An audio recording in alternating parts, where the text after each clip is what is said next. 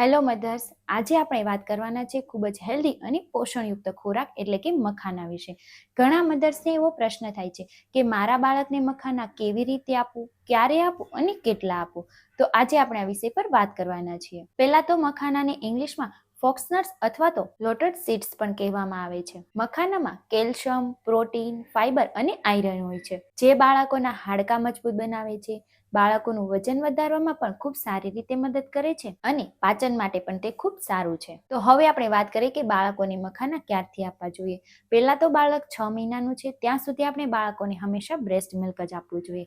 6 મહિના પછી જ્યારે આપણે બાળકોને સોલિડ ફૂડની શરૂઆત કરીએ છીએ, એટલે કે ખીચડી, દાળ ચોખા તેમજ અન્ય કોઈ પણ ફૂડ આપવાની શરૂઆત કરીએ ત્યારે આપણે બાળકોને મખાના આપી શકીએ છીએ. પરંતુ હા, ખાસ ધ્યાન રાખો, 6 થી 9 મહિના સુધી આખા મખાના બાળકોને ક્યારેય ના આપવા જોઈએ. તો જ્યારે બાળક 6 મહિનાનું થઈ જાય ત્યારે આપણે પહેલા તો મખાનાને ખૂબ સારી રીતે ધીમા તાપ પર ડ્રાય રોસ્ટ કરી લેવાના છે. પછી તેને મિક્સરમાં ખૂબ સારી રીતે પીસીને પાવડર બનાવી લેવાનો છે. આપણે આ મખાના પાવડરને બાળકોની કોઈ પણ દાળ, ખીચડી, ચોખા અથવા તો બાળકોને જે કંઈ ફૂડ આપીએ છીએ તેની અંદર એડ કરીને આપણે આપી શકીએ છીએ. ત્યાર પછી બાળક જ્યારે 9 થી 12 મહિનાનું થઈ જાય ત્યારે આપણે બાળકોને હાથથી મખાનાનો ભૂકો કરીને પણ બાળકોને આપી શકીએ છીએ. પરંતુ હા, બાળક હંમેશા બેઠેલું હોવું જોઈએ અને બાળક જ્યારે દોડે છે, રમે છે ત્યારે આ સમયે બાળકોને તે મખાના ના આપવા જોઈએ. અને બાળક 1 વર્ષનું થઈ જાય છે, તેને દાંત પણ આવી ગયા છે, તો તે પછી આપણે બાળકોને ખૂબ સારી રીતે મખાનાને રોસ્ટ કરી બાળકોને આપણે નાસ્તા તરીકે પણ આપી શકીએ છીએ. પરંતુ હા,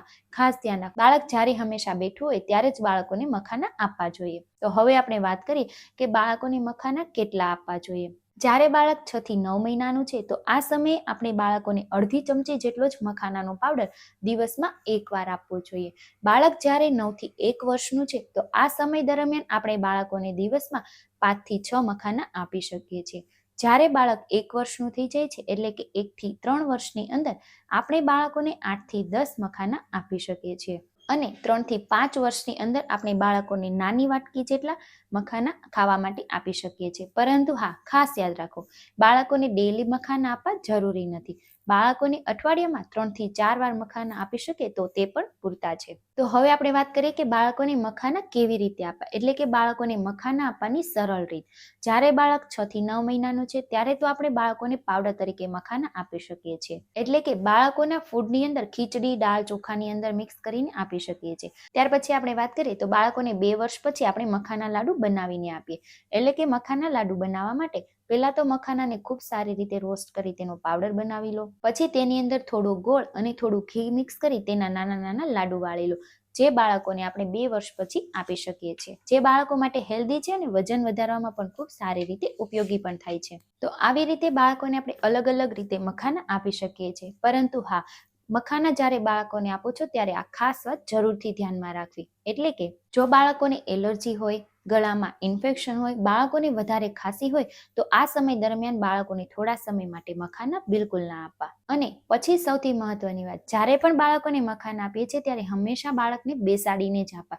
બાળકો સૂતા સૂતા મખાના ના ખાય તેનું ખાસ ધ્યાન રાખવું. અને બાળકોને જ્યારે પહેલી વાર મખાના આપો છો તો 24 કલાક માટે તે જરૂરથી ઓબ્ઝર્વ કરવું. જો બાળકોને કોઈ પણ એલર્જી જણાય તો સમજી જવું કે બાળકોને મખાનાની એલર્જી છે, એટલા માટે એ પછી બાળકોને મખાના ના આપવા. તો મધર્સ, બાળકો માટે મખાના ખૂબ જ હેલ્ધી અને પોષણયુક્ત ખોરાક છે, પરંતુ બાળકોને તેની ઉંમર પ્રમાણે યોગ્ય રીતે અને યોગ્ય માત્રામાં જરૂરથી આપવા જોઈએ. જો તમને મારી માહિતી ઉપયોગી લાગી હોય તો મારી ચેનલને લાઇક, શેર અને સબસ્ક્રાઇબ કરવાનું ભૂલશો નહીં. અને હા, આ વિડીયો બીજા મધર્સને જરૂરથી શેર કરજો. Thank you.